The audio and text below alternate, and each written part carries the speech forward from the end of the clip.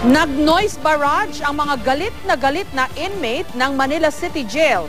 Hiling nila sibakin ang jail warden na si Superintendent Lyndon Torres. Reklamo ng mga preso di manoy sinasaktan at kinikikilan daw kasi nito ang ilang inmates.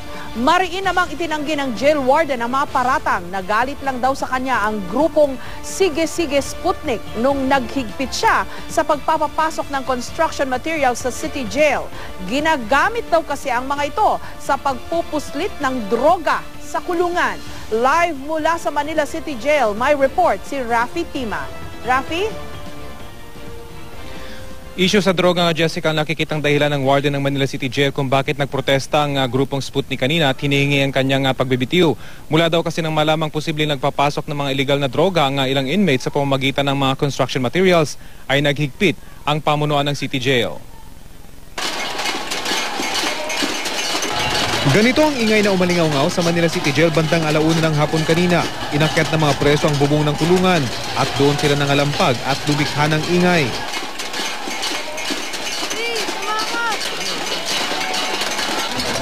Sa dala nilang placard, malinaw ang kanilang hinaing. Sibakin ang jail warden na si Superintendent Lyndon Torres na buwan pa lang daw sa pwesto. Matapos ang ilang sandali, sinanyasan na sila ng mga jail guard para umawat.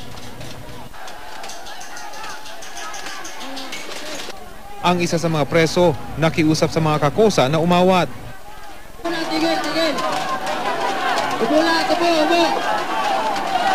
Upuan lahat! Upo! Hinayag din niya ang saluubin ng grupo. Dahil sa kawalang niya ang ginagawa niya po, ultimo presyo ay pinaglalaro niya pagkakasay nakakapagtinom.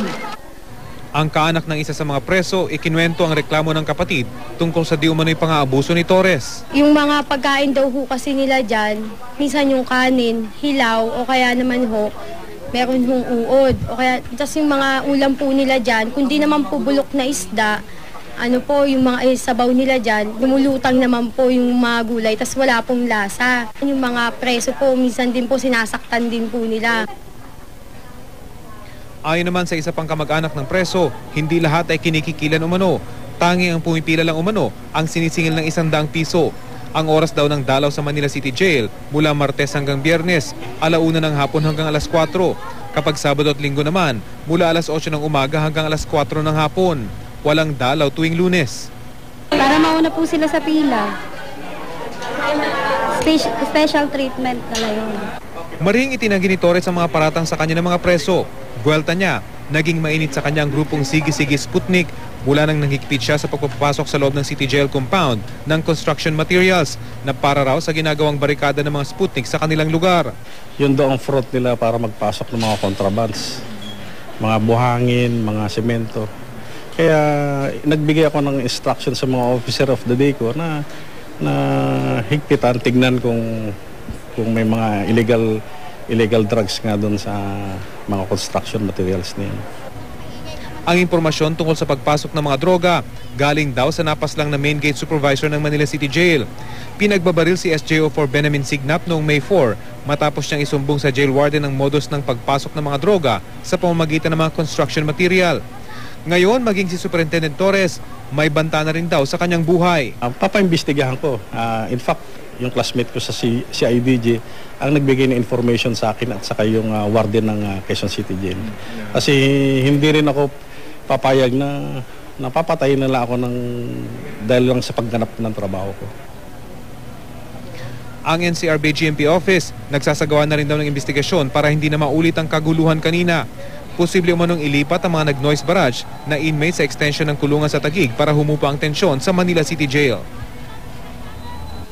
Dahil sa pag-akyat ng mga preso sa bubong at pag-iingay, Jessica, ay rumisponde ang Special Tactics and Response Team ng BGMP. Pero hindi naman humantong sa kaguluhan ang ginawang protesta ng mga preso matapos silang voluntaryong bumaba mula sa bubungan. Jessica? Okay, tahimik sa ngayon pero tapos na ba yung gusot, Rafi, o hindi pa nare-resolve? Well, kanina Jessica ay nagtungo rin dito ang Regional Director ng BGMP para makipag-usap mismo sa leader ng Sputnik kung dito sa loob ng BGMP. At hindi pa sinasawalat sa atin ng BGMP kung ano yung kanilang napag-usapan. Bukas daw ay magkakaroon sila ng press conference para sabihin kung ano yung napag-usapan. Pero sa ngayon ay tahimik nga ang sitwasyon dito. Pero hindi pa nasasabi ng BGMP kung matutuloy yung binabalak nilang paglilipat nga doon sa mga nanguna dito sa Noise Barrage sa annex ng City Jail sa Taguig, Jessica. Okay, ito bang si Superintendent Torres, bago ba siya sa pwesto, Rafi, o matagal-tagal na?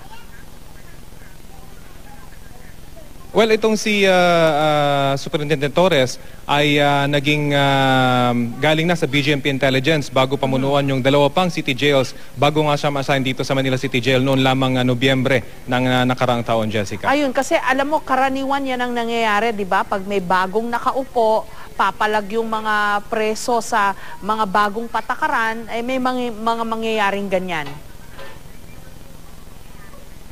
Yun nga, Jessica, ang naging obserbasyon itong jail warden ngayon ng Manila City Jail. Nung naghigpit daw siya, ay nagsimula na rin itong mga sinasabi niyang harassment sa kanya. Kabilang na rito yung pagkakapatay nga sa kanyang dun sa superintendent o yung dun sa leader ng main gate nitong Manila City Jail at yung banta nga sa kanyang buhay sa ngayon. Ito ay kanyang ina-attribute dun nga sa kanyang paghihigpit. Pero tuloy-tuloy naman daw yung kanilang ginagawang dialogue sa mga leader ng mga gang sa loob ng Manila City Jail para maiwasan sana itong mga ganitong pangyayari, Jessica. Okay, maraming salamat, Rafi Tima.